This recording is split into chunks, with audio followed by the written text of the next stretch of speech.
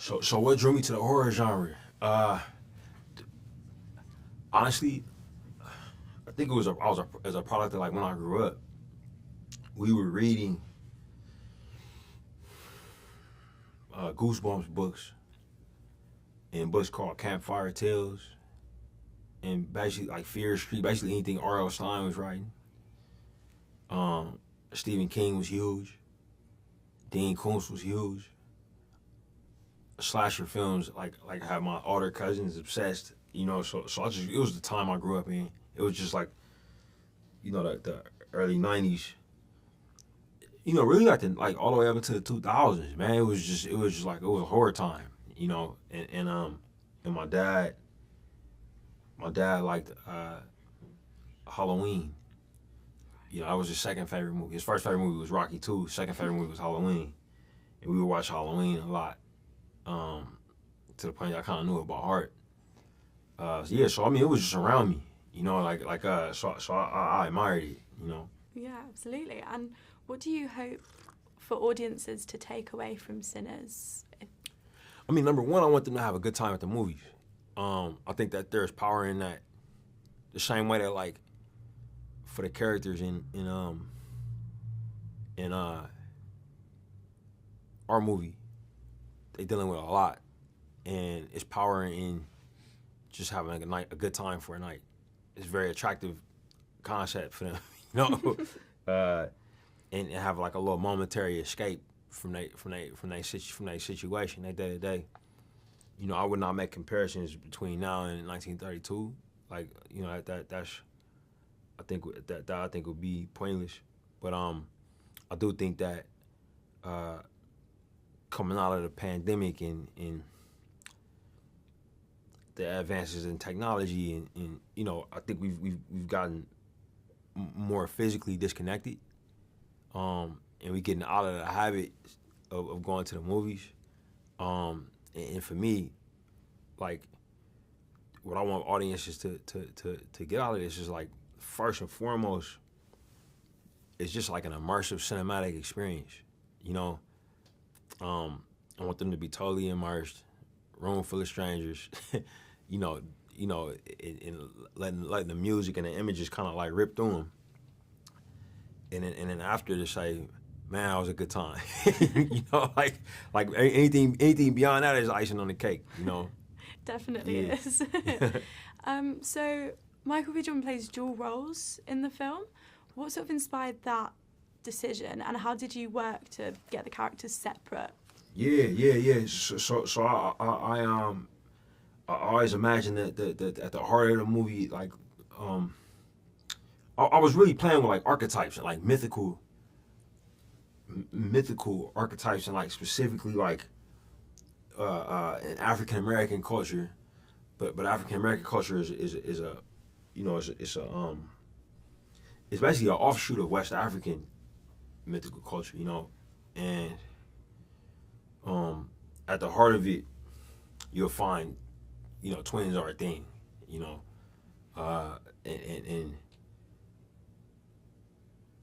the film for me was about dichotomies, looking at that as a motif and exploring it, and I thought that like it'd be great if at the heart of this relationship, there's a very unique relationship, played by people who are literally,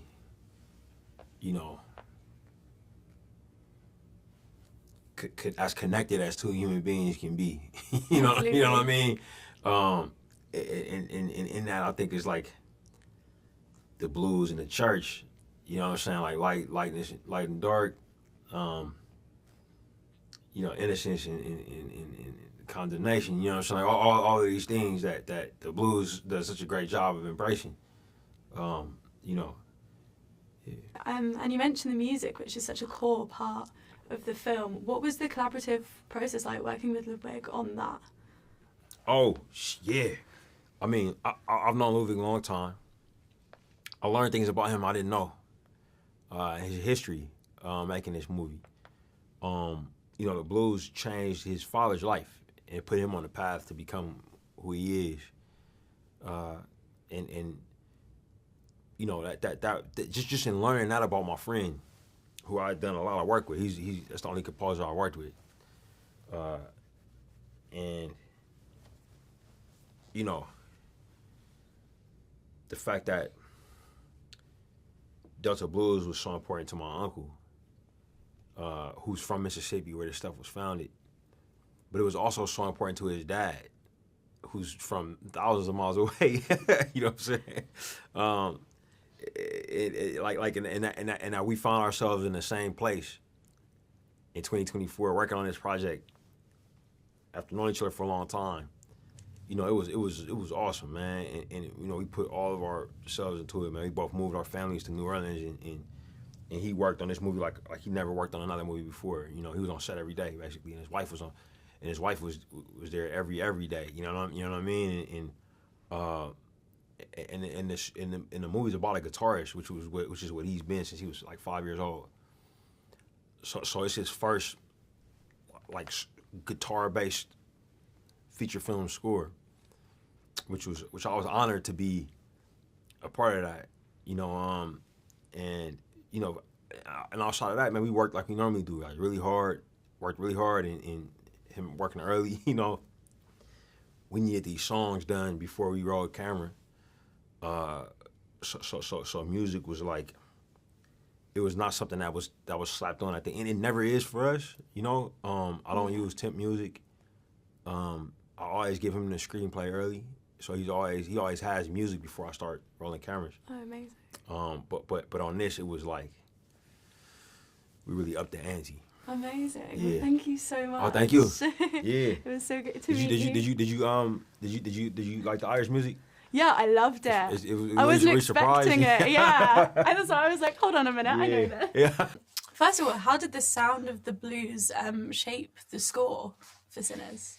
Well, I think it, you know, that the sound of the blues is where Ryan got the idea for the movie from. Like it was the song. One day he was I think making a meal, and he was playing the song Wang Dang Doodle, and that's basically how the whole script came to him. And when he called me, he was like, "Hey man, I'm doing a movie about a guitar player, and you're a guitar player. Isn't that crazy?" And I also grew up with a dad who's a blues guitar player. My dad he's a guitar teacher, and he grew up playing blues. He was 15 years old when he bought his first blues record, John Lee Hooker. And so that was the foundation of the music and of the score. But it was also very difficult for me because for me to find out what is my side of the blues, what's my version of the blues. It took some time to figure that out. And you know, I lived on set for 3 months. I was there in New Orleans where they shot the film. So being around it, talking to the actors, interacting with Ryan, really inspired me to kind of write this very personal score. What was the process like trying to, obviously blues is a classic genre, but trying to keep it fresh and new for the film? Find the right people to write the music. You know, that was very important. How can we take this genre or take this music and make it feel new and fresh? So finding the right people to write the songs. And Pale Pale Moon, which is a big song sung by Jamie in the movie, was written by Brittany Howard. You know, and she's, I think, one of my favorite singers of modern times. You know, and her music is incredible, and she's also a guitar player. And then another song, I Lied to You, which is a surreal montage, was written by Raphael Sadiq. So that was really the foundation of the original songs, to find the right songwriters for it. Absolutely. And you've worked with Ryan before. Yeah. How is this project different to the previous ones you guys have done together? My involvement is different. Like the movie is about music, so and how the music is so ingrained in the story. You know, it doesn't feel it never feels forced. It just feels natural the way the music comes out in the film. And since it's so much part of the film, I also had to be there while they were shooting it. teach the actors how to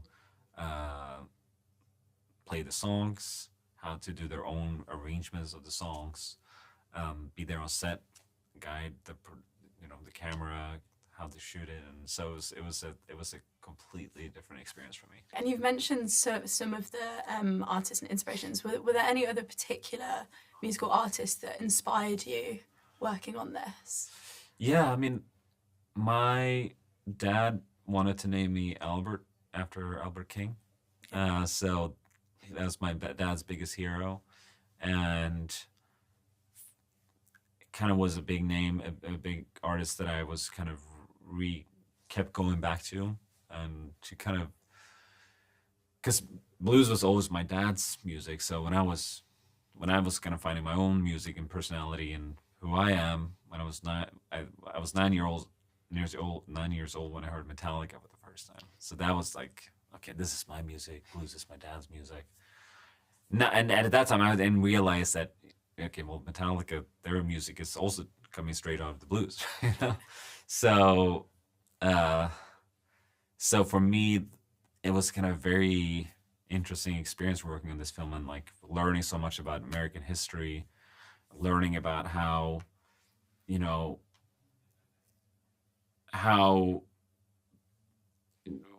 with the, in like a very kind of racist system, the blues was and black music was put into a box and put into genre, and also and really like understanding how it affected everything that we're listening to now, and also band, where the modern day band, how that started out of the blues too, and everything. It was a great inspiring journey to be on. So what drew you to Sinners as a project in the first place? Ryan Coogler, the depth of the text, the message that I perceived the text was saying. It's not very articulate, but the message of the film. Working with Ryan, the way that Ryan approached me in terms of Ryan made it really clear to me that he wanted me in this film, and also told me why he wanted me in this film. All of those, ego aside, right? Nothing to do with ego per se, but all of those things were very attractive. Absolutely, and that brings me to my next question. What was it like collaborating with Ryan as a director?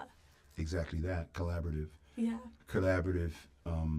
He's extremely collaborative. A very generous spirit as a human being, and certainly as a creative worker. And the film has both intense moments but also comedic moments. What was it like trying to get the balance of both of those? I do not set out to, I don't think in terms of balance, honestly. Oh God, it's one of those real pompous sounding responses, but you just try to play the truth of the scene. Try to play the truth of each scene that you're involved with. And the rest, hopefully, takes care of itself. Do you hope audiences sort of take from the film, or from your role especially as well? That's two questions.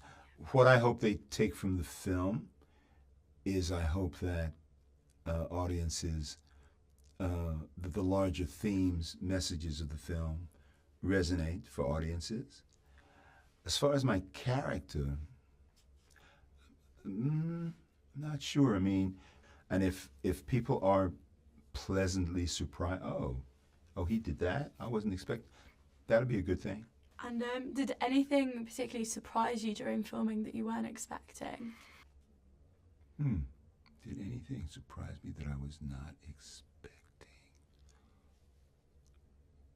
That's a good question, and I can't say that there was anything that surprised me.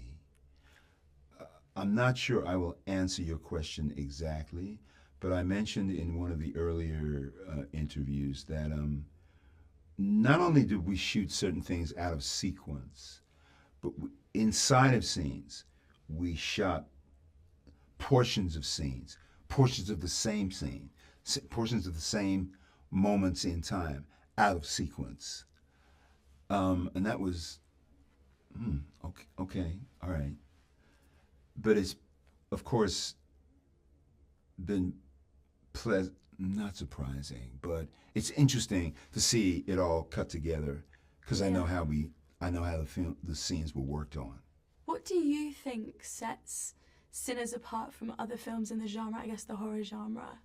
I want to believe that the larger themes that it is presenting to audiences, because it really is presenting, as far as I'm concerned, some really kind of existential messages that are really, really very contemporary. It's very contemporary film in many aspects. And A, that's a beautiful thing. B, I would say to yourself, your colleagues, the fact that the film has landed on people, resonated for people in the ways that it has, is just really, really rich. And music's such a core part of this film. Were there Amen. any specific artists that you looked into, musical artists that inspired you? Yep, there were a few. I listened to a lot of Howlin' Wolf, Son House, Muddy Waters. Those three kind of come to mind. I listened to a lot of Muddy Waters. I listened to a lot of Howlin' Wolf and Son House. Son House, the tradition that Son House specifically comes out of, but also with Son House, the relationship between the sacred and the profane. And I'm saying profane in quotes. Yeah. The sacred and the profane in quotes. That, I started to say battle. Those dynamics inside of him and how he navigated that throughout his life, they were very illuminating for me and inspiring in terms of recognizing a human being on a journey, and the two extremes in this human being's, the two alleged extremes in this human being's life, and how he navigated through. I related to it.